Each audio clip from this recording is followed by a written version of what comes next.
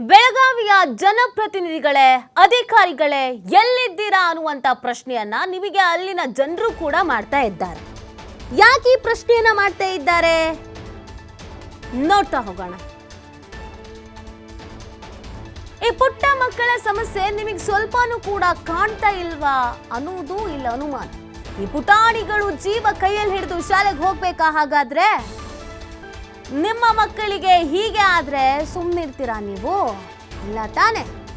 ಕಿತ್ತೂರು ತಾಲೂಕಿನ ನಿಂಗಾಪುರ ಗ್ರಾಮದ ಸಮಸ್ಯೆಯನ್ನ ಕೇಳೋರೇ ಇಲ್ಲ, ಯಾರು ಇತ್ತ ತಲೆನೇ ಹಾಕ್ತಾ ಇಲ್ಲ.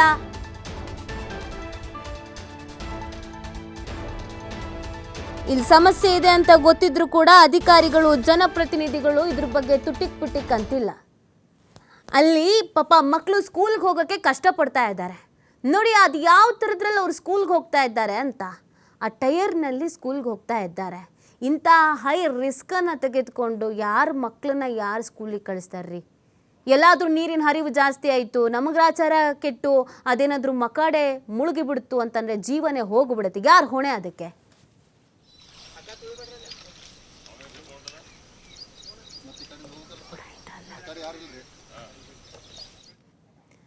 ಈಗ ನೀವು ದೃಶ್ಯದಲ್ಲಿ ಗಮನಿಸಿದ್ರಲ್ಲ, ಆ ದೃಶ್ಯ ನೋಡಿದ್ರೆ ನಿಮಗೇನು ಅನಿಸುತ್ತೆ? ಪಾಪ ಮಕ್ಕಳು ಇದೇ ಥರ ನೀರನ್ನು ದಾಟ್ಕೊಂಡು ಹೋಗಬೇಕು. ಇದನ್ನ ನೋಡ್ತಾ ಇದ್ರೆ ಅಯ್ಯೋ ಅಂತ ಅನಿಸುತ್ತೆ. ಪಾಪ ಮಕ್ಕಳು ಕೆರೆ ದಾಟುವ ದೃಶ್ಯ ನೋಡಿದ್ರೆ ನಿಜವಾಗ್ಲೂ ಬೇಸರ ಆಗುತ್ತೆ. ವಿದ್ಯಾರ್ಥಿಗಳು ಕೆರೆ ಹಿನ್ನೀರು ದಾಟೋಕೆ ಗಾಳಿ ತುಂಬಿದ ಟ್ಯೂಬೇ ಗತಿ. ಹುಲಿಕೆರೆ ಹಿನ್ನೀರಿನಲ್ಲಿ ವಿದ್ಯಾರ್ಥಿಗಳು ಪೋಷಕರು ಪರದಾಡಬೇಕಾದಂಥ ಅನಿವಾರ್ಯತೆ ಇದೆ. ಗಾಳಿ ತುಂಬಿದ ಟ್ಯೂಬ್ಗೆ ಹಗ್ಗ ಕಟ್ಟಿ ಗೆಳೆದು ಮಕ್ಕಳನ್ನ ದಾಟಿಸಬೇಕಾದಂಥ ಅನಿವಾರ್ಯತೆ ಇದೆ. ಸ್ವಲ್ಪ ಆಯ ತಪ್ಪಿದ್ರು ಕೂಡ ಕೆರೆ ಪಾಲಾಗ್ತಾ ಇದ್ದಾರೆ ವಿದ್ಯಾರ್ಥಿಗಳು. ಕಳೆದ 20 ವರ್ಷಗಳಿಂದಲೂ ಕೂಡ ಸೇತುವೆಗಾಗಿ ಗ್ರಾಮಸ್ಥರು ಮನವಿಯನ್ನ ಮಾಡ್ಕೊಳ್ತಾ ಇದ್ದಾರೆ.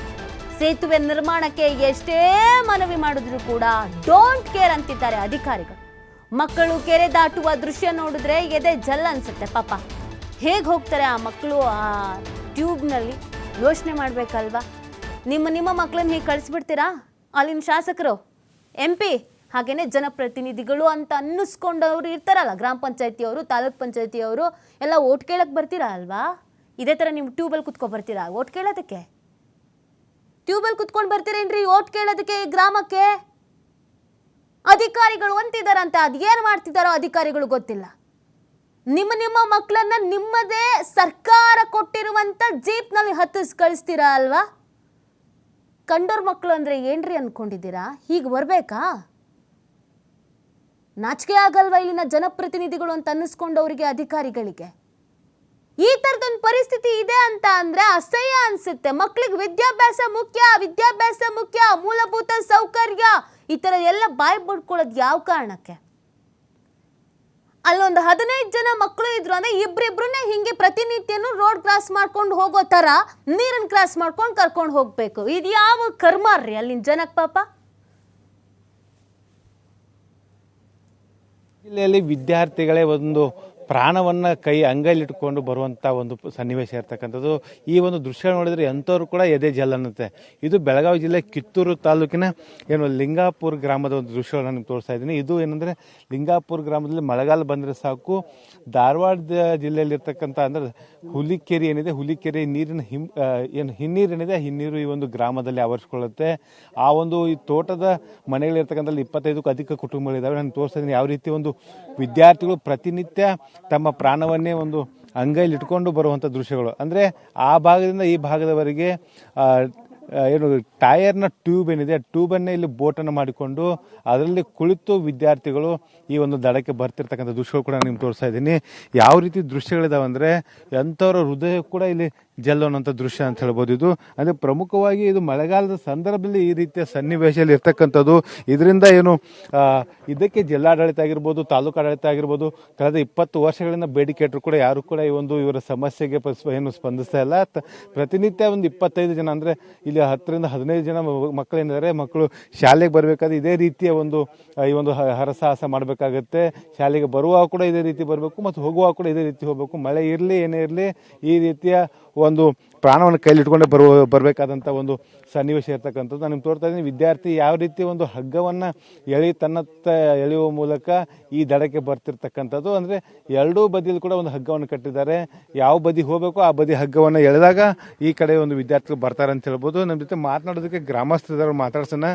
ಸರ್ ಏನು ಸಮಸ್ಯೆ ಇದೆ ಸರ್? ಸರ್ ನಮ್ಮ ಆಚೆಡೆ ಹೊಲಗಳು ಎಲ್ಲ ಅದಾವ್ರಿ ಸರ್.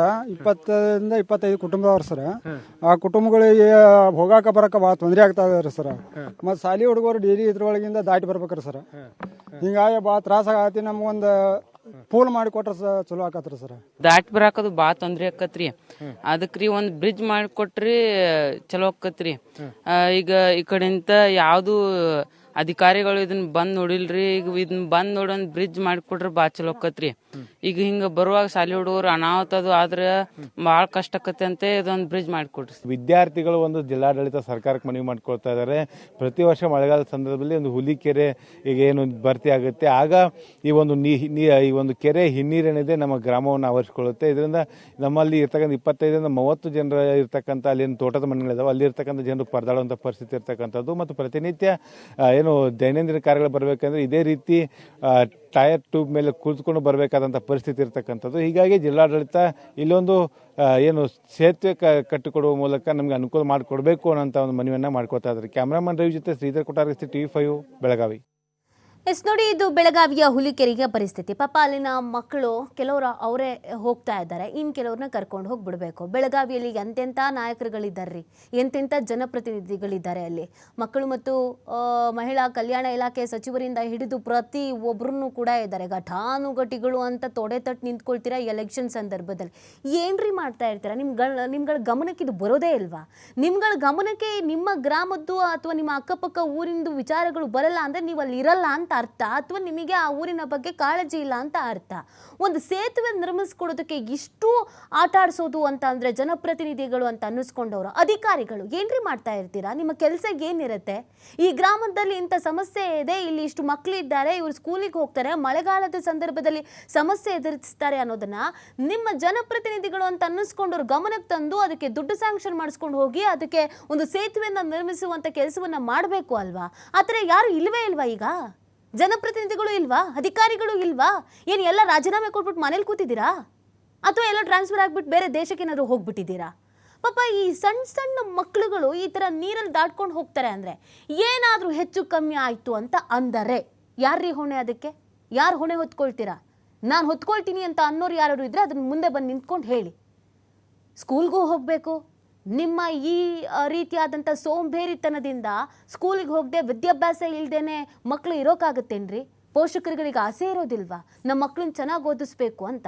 ನಿಮ್ಮ ಲೆಕ್ಕಾಚಾರದಲ್ಲಿ 3 ತಿಂಗಳು ಮಕ್ಕಳು ಸ್ಕೂಲ್ಗೆ ಹೋಗಂಗಿಲ್ಲ. ಇಲ್ಲಿ ಮಳೆ ಯಾವಾಗ ಹರಿದು ಬರುತ್ತೋ, ನೀರು ಯಾವಾಗ ತುಂಬಿರುತ್ತೋ ಆ 3-4 ತಿಂಗಳು ಮಕ್ಕಳು ಮನೇಲೇ ಕುತ್ಕೋಬೇಕು. ಅಂದರೆ ಆ ಮಕ್ಕಳ ಸಿಲೆಬಸ್ ಕತೆ ಏನು?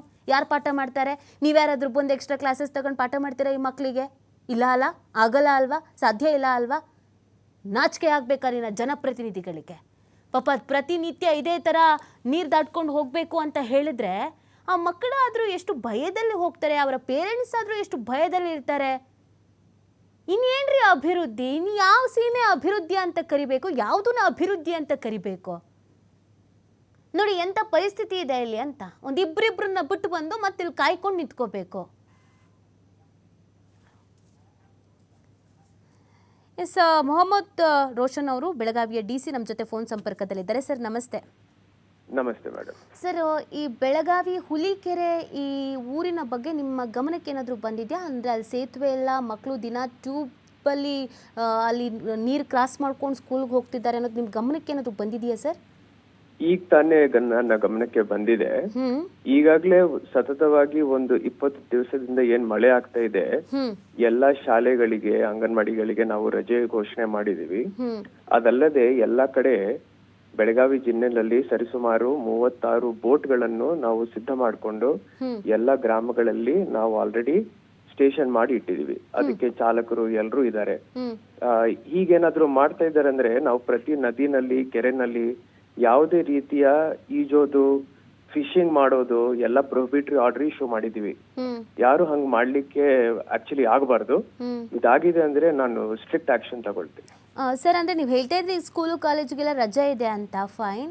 ಆದರೆ ಅಲ್ಲಿನ ಮಕ್ಕಳು ತೀರಾ ಸಮಸ್ಯೆ ಆಗ್ತಾ ಇದೆ. ಇದು ಒಂದು ಮಳೆಗಾಲ ಅಂತಲ್ಲ, ಬಹಳ ವರ್ಷದಿಂದ ಅಲ್ಲಿ ಸೇತುವೆ ಬೇಕು ಅಂತ ಕೇಳ್ತಾ ಇದ್ದಾರಂತೆ. ಆದರೆ ಅಲ್ಲಿನ ಪರಿಸ್ಥಿತಿ ನೋಡಿದಾಗ ನಿಮ್ಮ ಗಮನಕ್ಕೆ ಬಂದರೆ, ಆ ವಿಡಿಯೋ ಸಿಕ್ಕಿದ್ರೆ ನಿಮಗೆ ಗೊತ್ತಾಗತ್ತೆ. ದಯವಿಟ್ಟು ಇದಕ್ಕೆ ಬೇರೆ ಏನಾದರೂ ಆ್ಯಕ್ಷನ್ ತೆಗೆದುಕೊಳ್ಬಹುದಾ ಸರ್? ನಾನು ಸ್ವಲ್ಪ ಸ್ಪಾಟ್ ಇನ್ಸ್ಪೆಕ್ಷನ್ ಮಾಡ್ಕೊಳ್ತೀನಿ, ನನ್ನ AC ತಹಶೀಲ್ದಾರ್ಗೆ ಇಮಿಡಿಯೇಟ್ಲಿ ಹೇಳ್ತೀನಿ.